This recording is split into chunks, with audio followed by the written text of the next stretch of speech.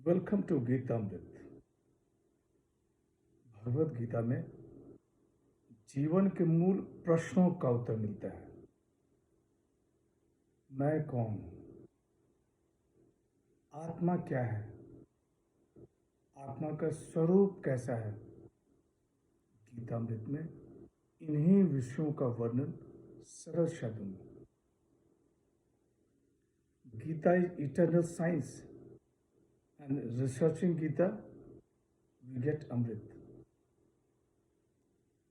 पिछले सेशन हमने चर्चा की थी अध्याय 5 श्लोक 29। आज के चर्चा का विषय है अध्याय 5 का सारांश। अध्याय 5 कर्म संन्यास योग, द योग ऑफ ट्रू रिनंसिएशन।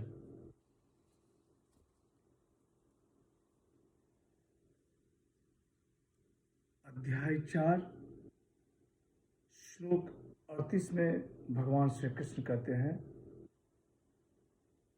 कि हे पार्थ, इस संसार में ज्ञान योग के समान कुछ भी पवित्र नहीं। और 42वें श्लोक में कहते हैं कि हे पार्थ, ज्ञान रूपी शस्त्र से संशय को काटकर युद्ध के लिए खड़े हो जाओ। अर्जुन संशय में पड़ जाता है और वह भगवान श्री कृष्ण से प्रश्न कर बैठता है। अर्जुन वाच संन्यासम कर्मणाम कृष्ण पुनर्योगम च संससि यच्छेत येत योरेकम तन्मय ब्रूहि सुनिश्चितम। हे माधव, कभी तो आप कर्मों के संन्यास की, फिर कर्मयोग की प्रशंसा करते हैं। इन दोनों में जो श्रेयकर है उसको मेरे लिए कहिए। श्री भगवान वाच संन्यासः कर्मयोगश्च निःशेषकरावुभो तयोस्तु कर्म संन्यासा कर्मयोगो विशिष्यते। हे पार्थ, कर्म संन्यास और कर्मयोग ये दोनों ही परम कल्याणकारी हैं, परंतु इन दोनों में कर्म संन्यास से कर्मयोग श्रेष्ठ है। स्वाभाविक प्रश्न है, श्रेष्ठ क्यों है? सांख्य योगो पृथग्वालाः प्रवदन्ति न पंडिता एकम्प्यास्थितः सम्यग् उभयो वृदन्ते फलम। हे भारत, कम बुद्धि वाले लोग सांख्य योग और कर्म योग को अलग अलग फल वाले कहते हैं, ज्ञानी नहीं, क्योंकि इन दोनों में एक साधना में अच्छी तरह से स्थित मनुष्य परमात्मा को प्राप्त कर लेता है। निष्काम कर्मयोग विशेष क्यों है? संन्यासस्तु महाबाहो दुःखमाप्तु मयोगतः योग युक्तो मुनिर्ब्रह्मा न चिरेनाधिगच्छति। हे महाभाव, कर्मयोग के बिना संन्यास प्राप्त करना कठिन है। मननशील कर्मयोगी शीघ्र ही ब्रह्म को प्राप्त हो जाता है।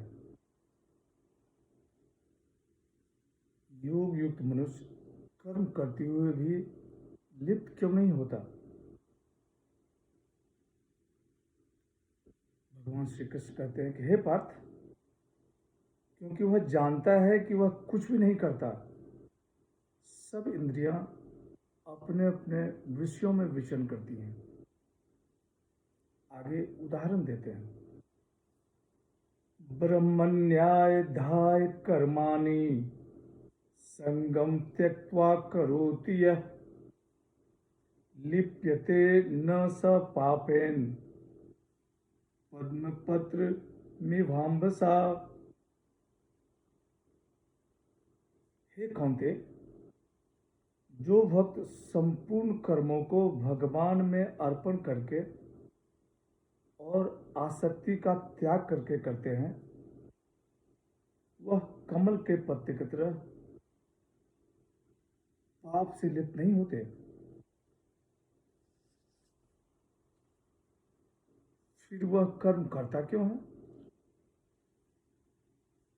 कायेन मनसा बुद्ध्या केवलैरिन्द्रियैरपि योगिनः कर्म कुर्वन्ति संगम त्यक्त्वात्म शुद्धये। हे पार्थ, कर्मयोगी शरीर, मन, बुद्धि और इंद्रियों द्वारा आसक्ति का त्याग कर अंतःकरण की शुद्धि के लिए ही कर्म करते हैं। अब आगे सांख्य योग का वर्णन करते हैं। सर्व कर्माणि मनसा संन्यस्यास्ते सुखम वशी नवद्वारे पूरे देहि नैव कुर्वन् कारयन्। सब कर्मों का मन से संन्यास करके संयमी पुरुष नव द्वार वाली शरीर रूपी नगरी में सुख से रहता हुआ न कर्म करता है न कर्म करवाता है। तो क्या भगवान कर्म करवाते हैं?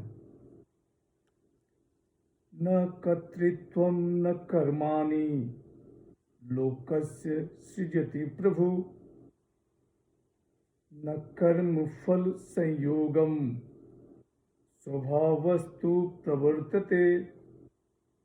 हे पार्थ, प्रभु मनुष्यों के न कर्तापन की, न कर्मों की और न कर्म फल के संयोग की रचना करते हैं, परंतु प्रकृति करती है।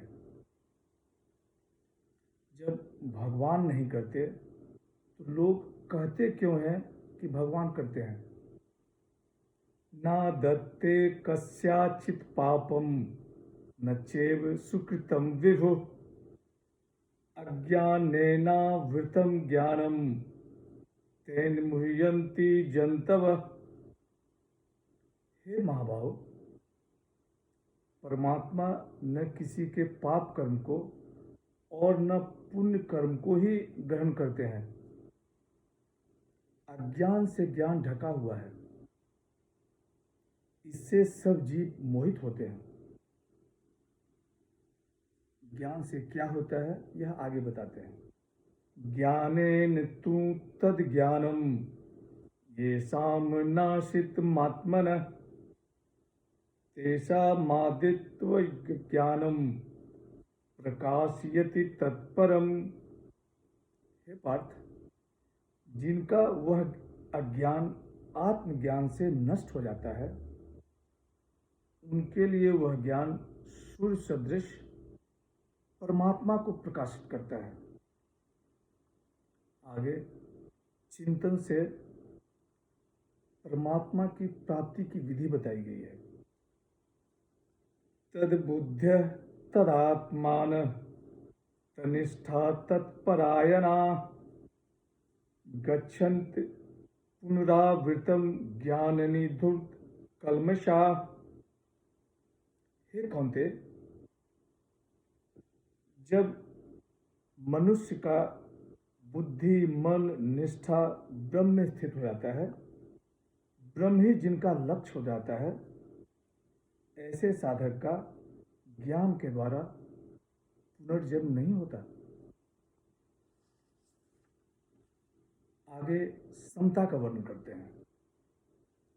विद्या विनय संपन्ने ब्राह्मणे गविहस्तिनि सुनिचैव स्वपाके च पंडिताः समदर्शिनः। हे पार्थ, ज्ञानीजन विद्या और विनय से संपन्न ब्राह्मण तथा गाय, हाथी एवं कुत्ते और चांडाल में भी समरूप परमात्मा को देखते हैं। आगे कहते हैं, यह वित्तर्जित सर्गो ये साम साम्ये स्थित मन निर्दोषम ही समम ब्रह्म तस्माद् ब्रह्मणि ते स्थिता। हे कौन्ते, जिनका मन समता में स्थित है उनके द्वारा यहीं पर जन्म और मृत्यु जीत लिया जाता है। आगे ब्रह्म स्थित होने के लक्षण बताते हैं। न प्रश्यते प्रियम पाप्य न द्विज्यते प्राप्य चाप्रियम स्थित बुद्धिर सम्मूढ़ो ब्रह्मविद ब्रह्मणि स्थित। हे महाभाव, जो प्रिय को पाकर हर्षित न हो और अप्रिय को पाकर उद्विग्न न हो, वह ब्रह्म में स्थित है। आगे ब्रह्म में स्थित साधक का अनुभव बताया गया है। बाह्य स्पर्शेषु अशक्तात्मा विन्द्यात्मनि यत् सुखम स ब्रह्मयोग युक्तात्मा सुखम अक्षयम अश्नुते। हे पार्थ, बाह्य विषयों में आसक्ति रहित अंतःकरण वाला साधक आत्मा में ही सुख प्राप्त करता है, तो विषयों से विरक्ति कैसे हो? ये ही संस्पर्शजा भोगा दुखियो न एवते आधंतवंतः कौन्तेय न तेषु रमते बुधः। हे कौन्तेय, जो इंद्रियों और विषयों से होने वाले सुख हैं वे आदि अंत वाले हैं और दुख के ही कारण हैं।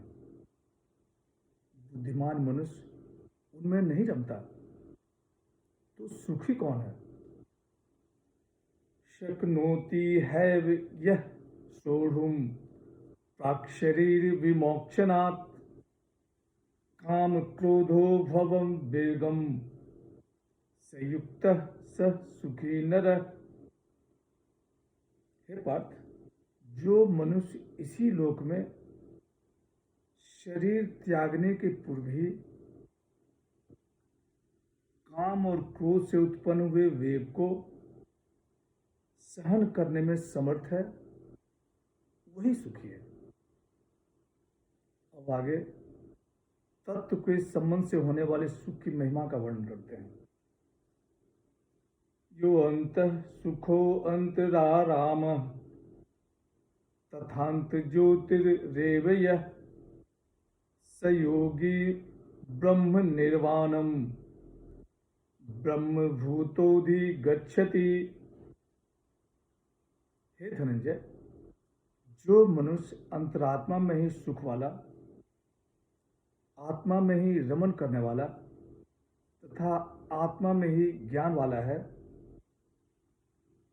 वह योगी परम मोक्ष को प्राप्त होता है। आगे सांख्य योग की साधना का वर्णन है। लभन्ते ब्रह्म निर्वाणम ऋषियः क्षीण कल्मषा छिन्न द्वैधा यतात्मानः सर्वभूत हिते रता। हे पार्थ, वे ऋषिगण मोक्ष को प्राप्त होते हैं जिनके पाप नष्ट हो गए हैं, जिनका संशय मिट गया है, जो संयमी हैं और जो संपूर्ण प्राणियों के हित में लगे हुए हैं। आगे ब्रह्म की प्राप्ति होने पर कैसा अनुभव होता है यह बता रहे हैं। काम क्रोध वियुक्तानाम यतीनाम यत चेतसाम अभीतो ब्रह्म निर्वाणम वर्तते विदितात्मनाम। हे पार्थ, काम और क्रोध रहित संयम चित्त वाले तथा आत्मा को जानने वाले साधुओं के लिए सब और मोक्ष है। आगे बताते हैं कि जिस तत्व को ज्ञान योगी और कर्म योगी प्राप्त करते हैं उसी तत्व को ध्यान योगी प्राप्त कर सकते हैं।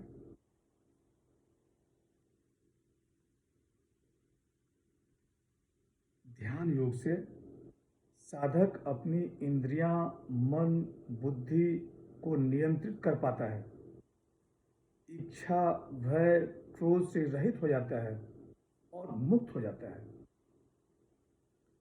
मुक्त होने के बाद साधक कहाँ जाता है वो आगे बताते हैं। भोक्तारम यज्ञ तपसाम सर्वलोक महेश्वरम सुहृदम सर्वभूतानाम ज्ञात्वा माम शांति मृच्छति। हे कौन्ते, भक्त मुझे सब यज्ञों और तपों का भोक्ता,